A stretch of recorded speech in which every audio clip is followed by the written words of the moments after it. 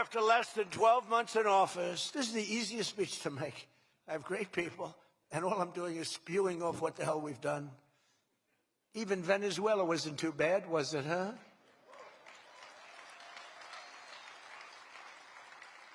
But you have people, Democrats, they say, I don't know if we should have done Venezuela, I don't know. Anybody that says that hates our country, okay? That was as flawless an attack as there has ever been.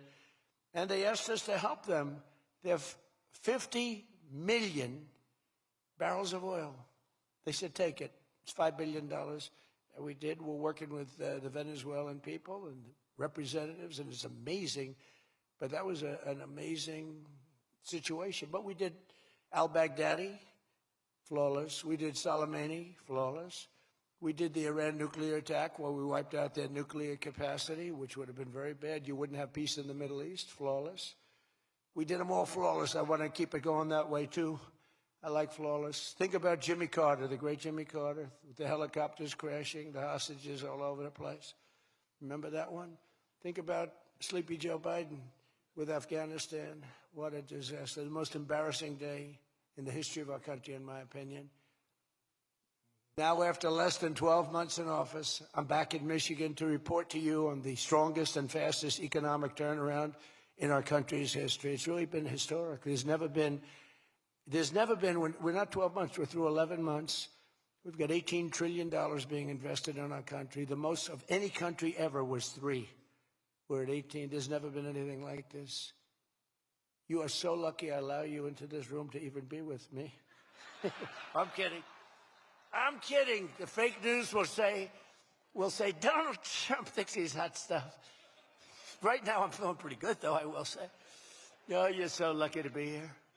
Under our administration, growth is exploding, productivity is soaring, investment is booming, incomes are rising, inflation is defeated, America is respected again like never before, and other than that, we're not doing that well.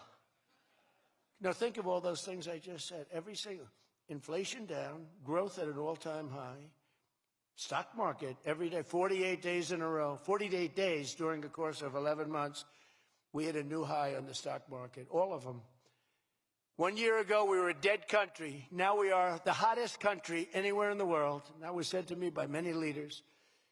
By almost every metric, we have quickly gone from the worst numbers on record to the best and strongest numbers, the most dynamic numbers, and an economy that is far ahead of even my optimistic. I had a very optimistic schedule, I thought. I didn't think it was, but people said it was very optimistic. Turns out to be very pessimistic by compared to what we've done. But we'll go down as the greatest in history, greatest first year in history nobody's ever had, just based on the numbers, based only on the numbers, not based on me, based only on the numbers, because, you know, you get these guys like the governor of California likes to say how well he's doing. California's doing horrendously, but he says how well. We base it on numbers. There's never been numbers like this. Through 4 long years before I took office, crooked Joe Biden and his allies in Congress inflicted the economic nightmare known as stagflation. How many times have you heard the word? We hit it with Joe. We hit everything. What a disaster. Meaning low growth and high inflation. How does that work? Not good. So you have lousy growth and high inflation. In fact, it's the lowest growth ever and the worst inflation in the history of our country. That is really tantamount to not having a good 4 years, right? In other words, Sleepy Joe and the people that ran the auto pen were a complete and total disaster for our nation. They were a disaster for our nation. Had they won the election less than 1 year ago, we would have been, as I've often said, Venezuela on steroids. Now I'm Venezuela's biggest fan. We're working with them, but they came down from a very high number to a disaster, a disaster. And we would have been Venezuela on steroids, and we're bringing Venezuela back, and we're going to be great for Venezuela, great for our country. We're taking in, as I said, millions and millions of barrels of oil, and now they're coming in initially on a daily basis, 50 million, and values of over $5 billion. That's in 1 day. Just think of it, the biggest ships in the world can take 1 million barrels. The biggest ships in the world take 1 million. We have 50 million barrels. We need 50 of the biggest ships in the world just to get it out. We're bringing it in to be refined. It's an incredible feeling. It's great. Winning is a good thing. We're going to work with Venezuela. We'll make that country very strong again. We'll get oil prices down even further. We have it down at about a 6-year low, 7-year low, but we're going to get it down further. We have quickly achieved the exact opposite of stagflation, almost no inflation and super high growth. So we have the highest growth we've ever had. Think of that. The highest growth we've ever had, and we've only been there 11 months. Think of what we can do for the rest of it. But do we have wood around here? I want to knock on a little wood. They have one little, everything's plastic nowadays. It's very tough. Now we have the greatest growth, and we have, inflation way, way down. But we inherited terrible growth, and we inherited the worst inflation in the history of our country. The fake news would say 49 years. So when I say the history, they give me a lot of time, but I believe it's the history. But let's say 49 years. Would you say 49 years is okay, right? It's pretty bad. What do you think, Mr. Senator, Mr. Future Senator?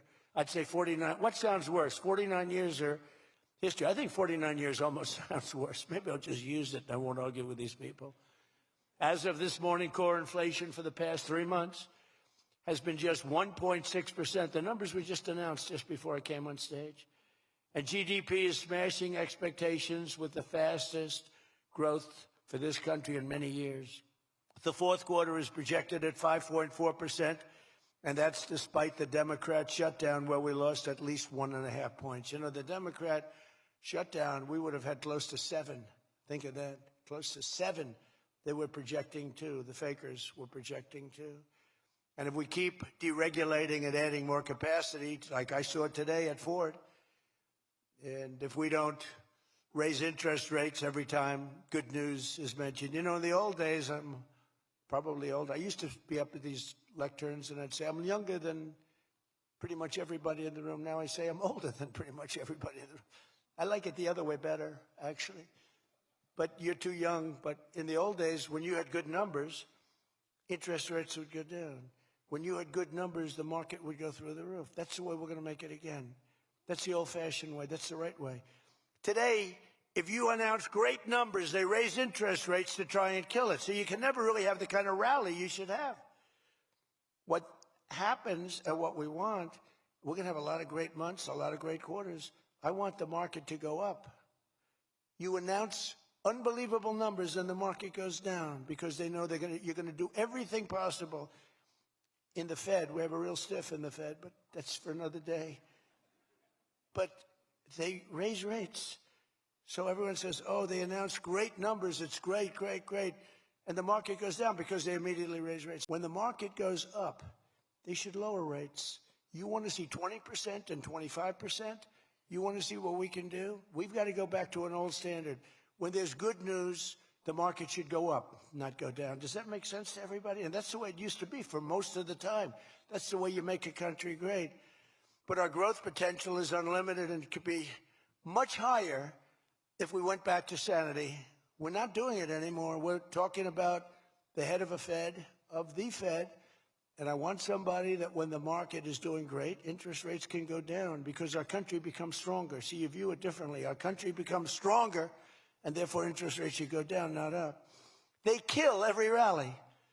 If it's, no matter who, if it's beyond me as president, it's no matter who's president. You have a good quarter, and they want to kill it because you're so petrified of inflation. And growth and inflation don't necessarily go hand in hand. You can have growth and very low inflation. In fact, oftentimes growth is good for low inflation.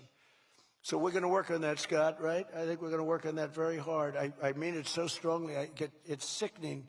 We announce good numbers, and we see the stock market drops 300 points. I say, what the hell is going on? Do you agree with me? It should be just the opposite. On another metric,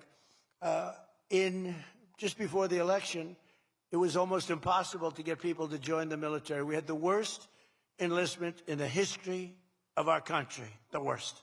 You couldn't get people for the Army, the Navy, the Air Force, the Marines, Space Force, the Coast Guard. You couldn't get people. And since right after the election, but especially since after January 20th when we took office, we have now the strongest enlistment we've ever had in the history of our country. We've never enlisted people so quickly, so easily. And we enlist by merit now. You know, we won a Supreme Court case that said you hire by merit. You go to college now by merit. Everything's by merit. Our country became great because of merit. And we have done some job. But think of it, a year and a half ago, we had the worst enlistment in history, and now we have the best enlistment. Things like that don't happen. You might go from the bad enlistment to okay, but you don't go from the worst in history to the best in history. But that's what we've done, every one of them. And that includes police and firefighters. It was very hard to get police. It was very hard to get firefighters, and now everybody wants those jobs. In 4 years of Biden, they secured less than $1 trillion of new investment in the United States. So 4 years, less than $1 trillion. In less than 1 year, I've secured commitments for over $18 trillion from all over the world, the most ever for any country.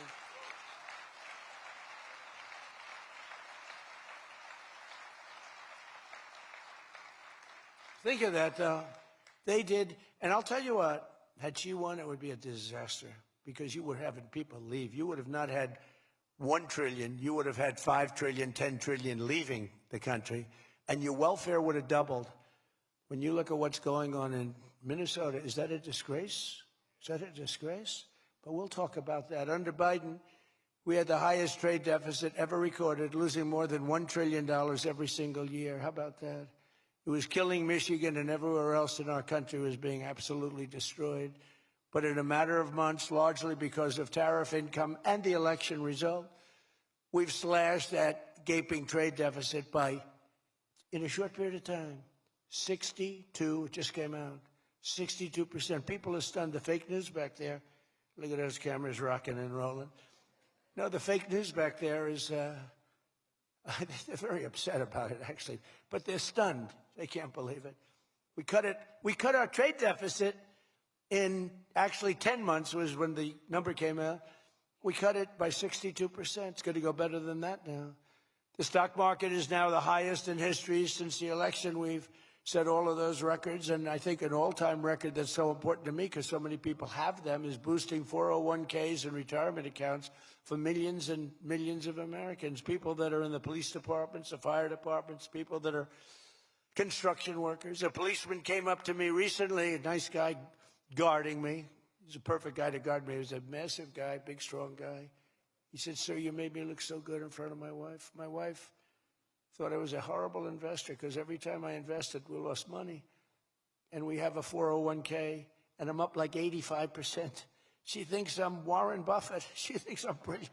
She's now calling me brilliant. It makes my life much easier. I love my wife much more now. She calls me brilliant every time." I said, "Don't worry, you're going to do even better for the next 3 years." But one of the biggest reasons for this unbelievable success has been our historic use of tariffs. There was the tariff that made America strong and powerful in past generations, and then we got off it and we went to the income tax system. Great going, fellas. Now it's tariffs that are making money for Michigan, and the entire country is stronger and safer and richer than ever before outside of that period of time. Now, if they had what was called the Great Tariff Act of 1887 or something like that, and it was a great group of people like yourselves, they picked really smart people to sit on a committee. They had so much money, they didn't know what to do with it, and they wanted to have the money given away. You know, we built the Panama Canal out of tariffs. We did a lot of things. Panama Canal was the single biggest investment, relatively speaking, that this country's ever made. Would be the equivalent of trillions of dollars today. And Jimmy Carter gave it away for $1. It was also the most profitable thing ever built. Thing. In other words, like buildings or casinos or anything, the most profitable thing ever built was the Panama Canal. And brilliantly, Jimmy Carter thought the country of Panama should have it, even though we lost 36,000 people to the mosquito. You know that, right? To the mosquito and a certain snake, which was not a very nice reptile. This was a brutal reptile. You got bit, it was over. It was just like, bye-bye, everybody. We lost 36,000 people. Malaria, the mosquito, and the snake. And he gave it away for $1. Well, at least we got $1. That's better than most of those guys do. We got $1 for that. Most expensive thing ever built, most profitable thing ever built, too. Makes so much money. Every prediction the critics made about our tariff policy has failed to materialize. The evidence shows overwhelmingly that the tariffs are not paid by American consumers, that they're paid by foreign nations and middlemen. And Scott went over that with us before, and they're paid by middlemen. They raise the thing. Countries get involved. They pay them because otherwise they won't have companies. They won't be viable. And we're the big beneficiary. Once again, the so-called experts were 100% wrong, and Trump was right. People of Michigan were 100% right. You elected the right guy. If you had the other person, everybody, we wouldn't even be having a meeting today, probably. There'd be no meeting. The Economic Club would be saying, like, man, we're doing bad. It's going to be awfully tough to get people to show up. This is going to be tough, the chairman. This is going to not be a good day for us. We don't want to have, let's cancel the meeting immediately. The Trump tariffs have delivered us trillions of dollars of new investment, unprecedented new partnerships on minerals, rare earths, defense, and artificial intelligence, and historic levels of foreign military sales. You know, you have the Supreme Court now going to rule on whether or not we can use tariffs. Can you believe this? A case brought about by people that are China-centric, foreign-centric, but China-centric. I wouldn't want it if I was China either. You know, China's one of our biggest taxpayers right now. China, would you ever believe you'd hear that? And they've been great. My relationship with President Xi has been great. But we have a group that's foreign-centric, China-centric, suing, and we'll figure something out if we don't win, but we should win. I mean, we should win. So great for national security. I ended 8 wars. Think of that. 8 wars. And without trade and tariffs, you wouldn't have been able to end any of them. But they've brought hundreds of billions of dollars pouring into the United States Treasury, helped curb inflation, and helped cut the federal budget deficit by a staggering 27%, and that's only for a short period of time. The number's much bigger than that when you add in the full year. I've told people I got into a lot of trouble because of the fake news back there. I told people, I said, tariff is my favorite word. I said, my favorite word of every word is tariff. I've loved it for 40 years. I came here many years ago. Remember, they said I didn't come here. Then they found out I did. I got an award in Detroit, in Michigan, many years ago, and still have it. They said it never happened. It did happen. Turned out I didn't notice any apology. But all I did was talk about you're losing your car industry. This was long before I ran for politics. They said you're losing. I said, why are you allowing these foreign nations to take your car? You know, you lost 57% of your car industry. The good news is you're getting it back. But I said, why aren't you using tariffs? I've been very consistent, I will tell you that, for years and years. Even as a private businessman, for years I used to, because I get, for whatever reason, a lot of publicity always. I don't know if that's good or bad, but it happens. And I talk about the importance. But I said, recently, I said, tariff is my favorite word in the whole dictionary. There's no word. And I took a lot of heat. They said, what about your wife, your children? What about religion and God? What about Jesus? So I said, all right, it's my 5th favorite word. And since then, I've been fine. They hit me hard, these people, the fake news. They were killing me over tariff. He likes tariff more than his wife, more than religion. He likes tariff more than anything. What a disgrace. So I now call it number 5, and I'm in good shape. That was a rough day. It's my favorite word, and I got killed. Every word, you know, when you go up here, you take a big chance, especially me, because I go off teleprompter about 80% of the time. But isn't it nice to have a president that can go off teleprompter? When you think? Remember the speeches Joe would make? First of all, they'd last a matter of seconds, you know. Thank you very much. You ever notice Joe would always cough before a speech? State of the Union, he gets,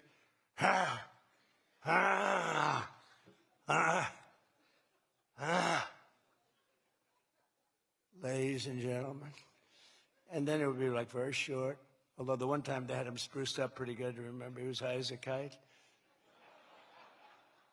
He was floating, he was up there way up. That was a bad speech.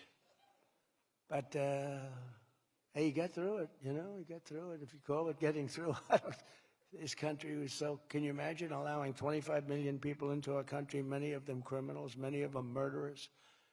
What he did to this country, what they did, because it was the people surrounding that beautiful, resolute desk. But just as I promised you that I've imposed a 25% tariff on all foreign automobiles, I'm standing up for the American auto worker like no president has ever stood up before. You know, those tariffs are keeping the foreign auto workers. Now, if they want to come in and build the plant and hire you and hire your friends and your neighbors, that's great. I love that. Let China come in, let Japan come in. They are. And they'll be building plants, but they're using our labor. Auto factories are now seeing more than $70 billion of new investment. Think of that.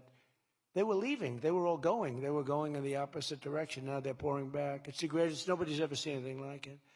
And much of that money is coming right here to the car-making capital of the world, Detroit. You lost, I mean, so many places.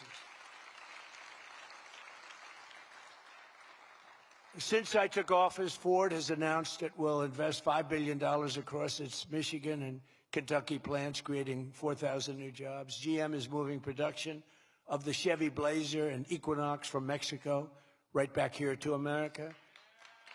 Right? Is my favorite auto worker here by any chance? You know who I'm talking about. What happens? Where's Brian? Brian, oh, I see.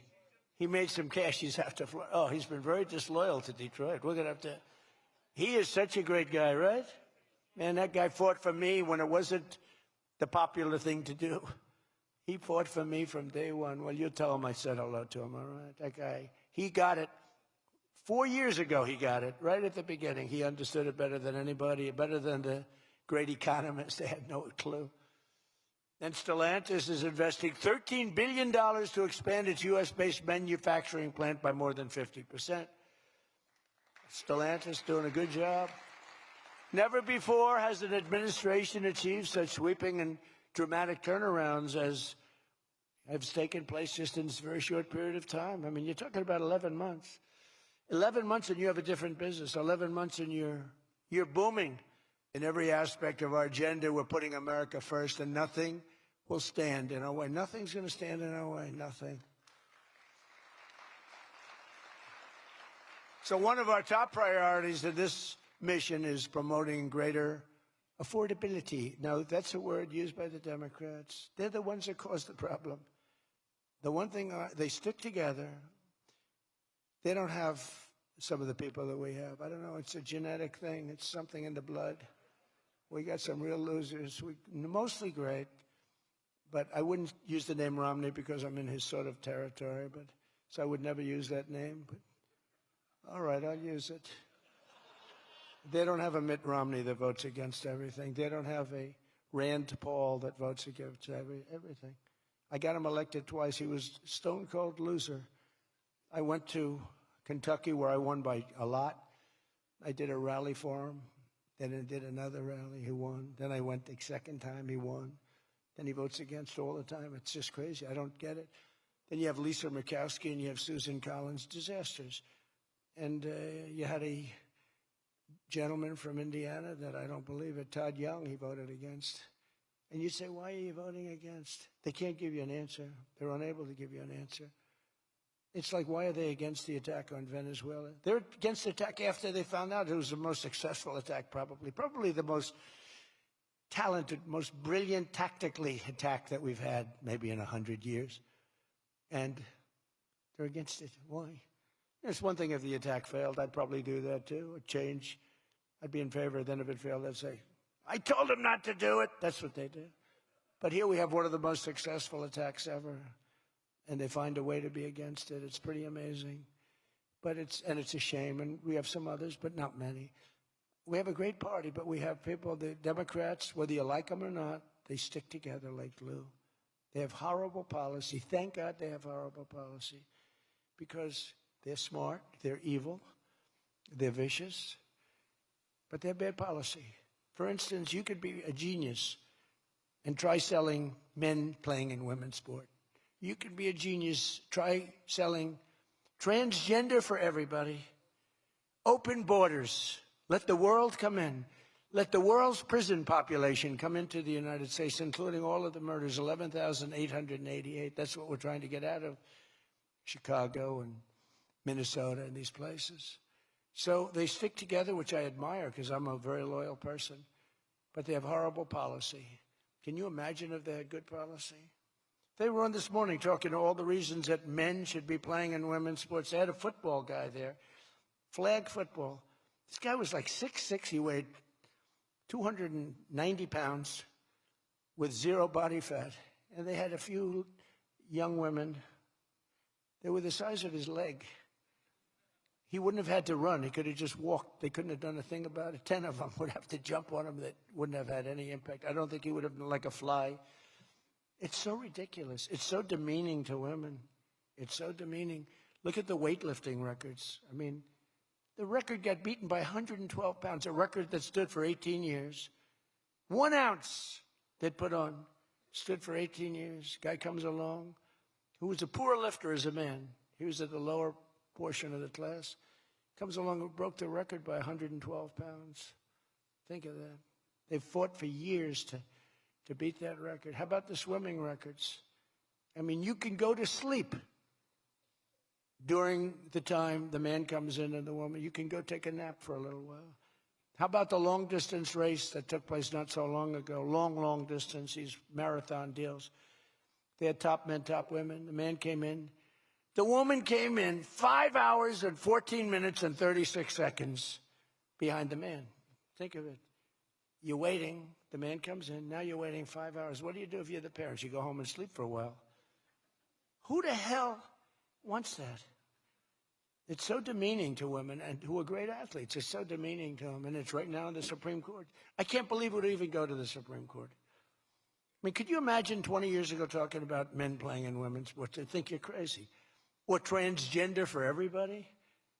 If you said there will be no mutilation on children, that's one of my standard lines. We will not allow the mutilation of a child. Can you imagine having to say that 15 years ago? People would say, is that guy crazy? Of course we won't. But we're living in a different time. It's a crazy time we're living in.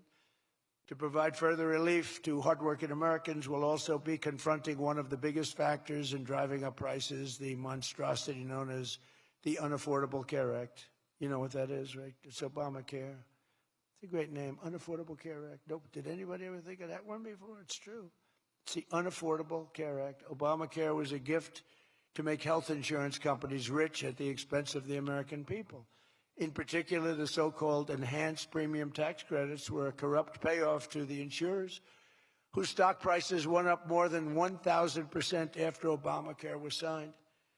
I want the same money I want it to go directly, very simple. I want the money, those big amounts of money paid for by the government, to go directly to the people so they can buy the health care that's right for them. They can negotiate their own deal, health care savings account, but they'll buy their own health care. And everybody loves it. That's why later this week, I'll announce our healthcare affordability framework that will reduce premiums for millions of lower drug prices, delivering price transparency and demand honesty and accountability from insurance companies all over the country, all over the world, actually.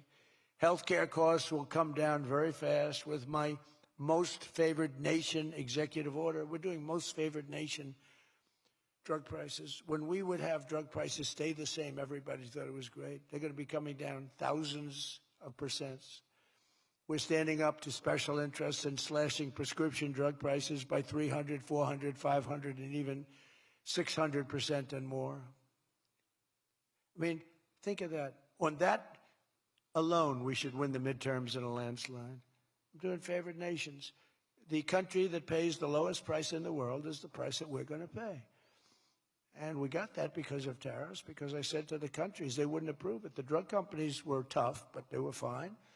But they said the countries will never do it because you have a pill that sells for $10, you have to sell it for 20 or 30, so you'd have to double or triple the price of their health care there for prescription drugs. Ours would come down from $130 to $20.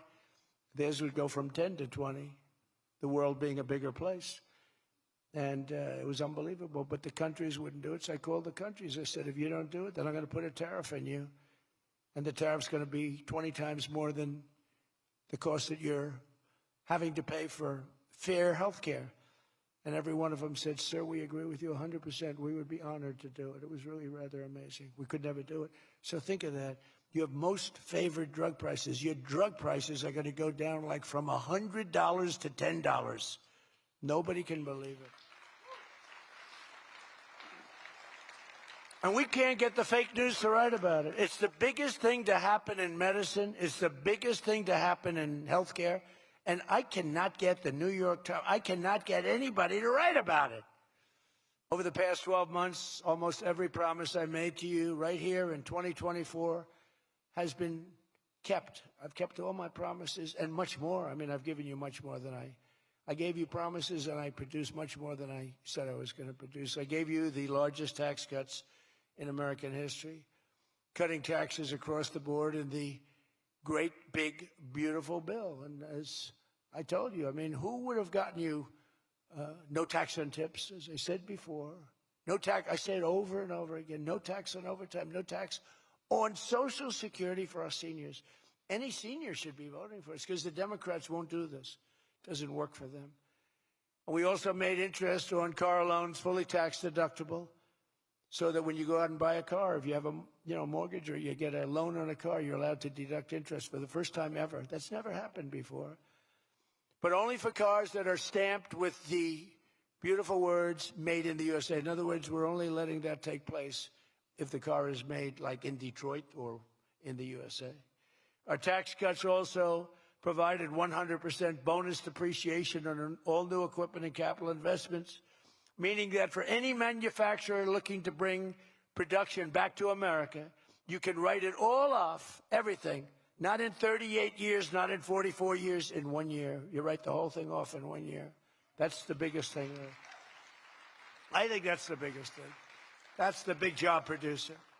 And I've cut an unprecedented number of burdensome regulations. We're number one in the history of our country in cutting regulations. I promised to cut 10 old regulations for every one new regulation. So if we put on a regulation, the only way I'll allow it to happen is if the secretary, like Scott Bessent, cuts 10 old regulations. But instead, last year we actually cut 129 regulations for every one that we put in. Think of that. So nobody's ever cut regulations like I have. I terminated the insane electric vehicle mandate and ended the war on internal combustion engines. Once and for all, those engines were gone. And some people like them. And if they like them, great. And if they like electric, if they like any form of propulsion, any way you want to propel your car is okay, except for a couple of them, as I discussed. I permanently stopped Joe Biden's ridiculous CAFE standards. You know what the CAFE standards are? They're standards that make it impossible for you to build a car affordably. They make it impossible for a car to really work right. The CAFE standards sound so nice. The CAFE standards, it's environmental standards that are impossible to meet. And we're canceling the EPA's absurd tailpipe emission standard, one of the worst ever. And I revoked the California emissions waiver to stop San Francisco communists from regulating automobiles all over our nation, all over our world. Boy, I have done so much for the car industry. It's crazy. Nobody thought it was possible to do this. Another urgent priority for bringing down the cost of living is to stop the colossal fraud that is bleeding American taxpayers absolutely dry. The fraud being committed by the Somali population in Minnesota. Have you heard of them? They're lovely people. Is monumental. And California, Illinois, New York, and others are just as bad. Our country has been losing over $500 billion to fraud every single year, but those days are over. We have the best group you've ever seen assembled going after fraud.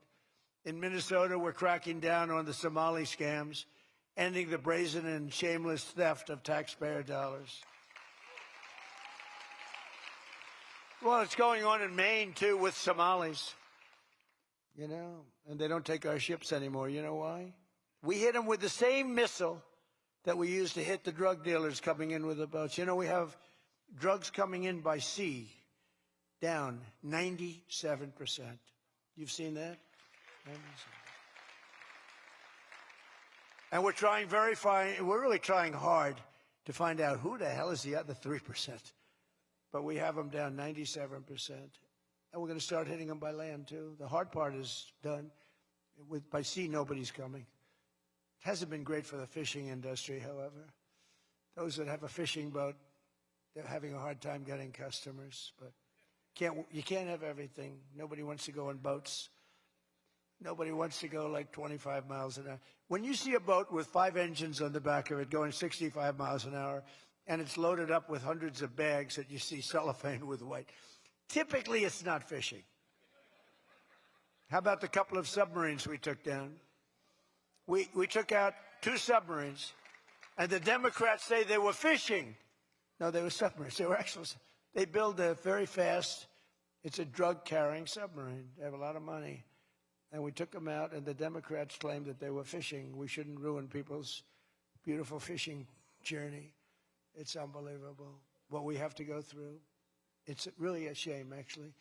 We froze it all, children's payments to those states that we're talking about, and we will now require proof of attendance in order to receive federal funding for child care or any of that. How about all these child care places in Minnesota where there is no children? They go there, they get paid millions and millions of dollars. The biggest operation in all of Minnesota had no children. And we pay millions of dollars. They're scammers. They're scammers. They always will be. And we're getting them out, and we're not going to pay them. We're not going to pay Minnesota. Right, Scott? We're not paying Minnesota any more money for any of that crap. It's a big scam. It's a giant scam run by an incompetent, crooked governor. He's an incompetent, crooked guy. And also, we're freezing any and all welfare payments going to illegal immigrants that will start effective immediately. So when illegals come into California, Gavin Newsom, they come into California, and they send us bills for people coming in. We're not paying it. So we're working on that very strongly. Just don't pay it. As Nancy Reagan would say, just say no. Remember Nancy Reagan? Just say no to drugs. It's a little more difficult than that, I guess, right? But just say no. Additionally, from this moment forward, if you're on public assistance, like almost all Somalis are, did you see where 94% of them are on public assistance? You can't wire money out of the country back to your bank account from where you came. But more importantly, we probably aren't even going to give them the money anymore, the money going to them, because of the tremendous abuse and probably illegality being perpetrated on our country. We're not going to give them the money. We're not giving them the money. It's massive numbers of people are scamming our country. You know, they came from a place with nothing, and they come here and they drive around in Mercedes-Benz. You know, the Mercedes-Benz dealers do well in that area of Minnesota. Can you believe it? They have nothing. They get welfare payments, and they have Mercedes-Benzes. It angers me so much, but we're going to straighten out our country. In conclusion, as we liberate our country from this cultural scourge and the plague of corruption and fraud, we'll rediscover the natural energy and native spirit that truly makes America great again, like we're doing with Detroit and Michigan. If we get rid of fraud and do our job properly on the trillions that are being extorted out of our country from corrupt and incompetent governors like Gavin Newsom, J.B. Pritzker, and Tim Walz, we will very soon have a balanced budget, and that's the kind of money that we're talking about. We're talking about massive amounts of money. Our country wasn't built by people who tried to lie and cheat and scam their way to success. It was built by legends like Henry Ford, Henry Dow, Thomas Edison, the Kellogg brothers, Alfred P. Sloan, the founder of General Motors, men who lifted up American workers and strengthened our nation beyond even belief. And we're doing the same exact thing right now. I think we're doing it even better. This is the fierce spirit of patriotic free enterprise that we're now unleashing once again. We are unleashing it like maybe never before. Together we have turned the page forever on the failed left-wing model that makes our America poor, desolate, and makes people feel sorry for us. That's what we had. We had a country where our leader was laughed at and our country was scorned. We had a country that was laughed at. They laughed at us. 2 years ago, they laughed at us. They thought we were fools. They thought we were stupid people. Now we're seeing that they're not the smart ones. We are. But we have a great America. and we're going to enrich it. And foreign nations, foreign migrants, criminal fraudsters, and corrupt politicians are not going to play a role anymore. They're going to be in jail. Under the Trump administration, we're reclaiming America's dignity, rebuilding America's wealth, and we're putting the productive, hardworking American citizen at the center of every single thing that we do. They were the ones that built America, and they will build it up again, and that's what they're doing at levels nobody thought was possible. So today, after less than 1 year, our border is secure. Remember, they talked about the border, how bad? In 3 weeks, I didn't go to Congress. I said, secure our border. And they did. Remember Biden, he said, I have to get approval from Congress. Had nothing to do with Congress, had to do with respect. Our spirit is restored. Inflation is stopped. Wages are up. Prices are down. Our economy is booming like I think you'll see soon, like never before. Our military is strong and unprecedented. I rebuilt our military in my first term. Our workers are thriving, and our auto industry is returning to the country where we all began and where it all began, and frankly, a country that we love. The United States is winning again, and we're rapidly making America and the great state of Michigan greater and more prosperous than ever before.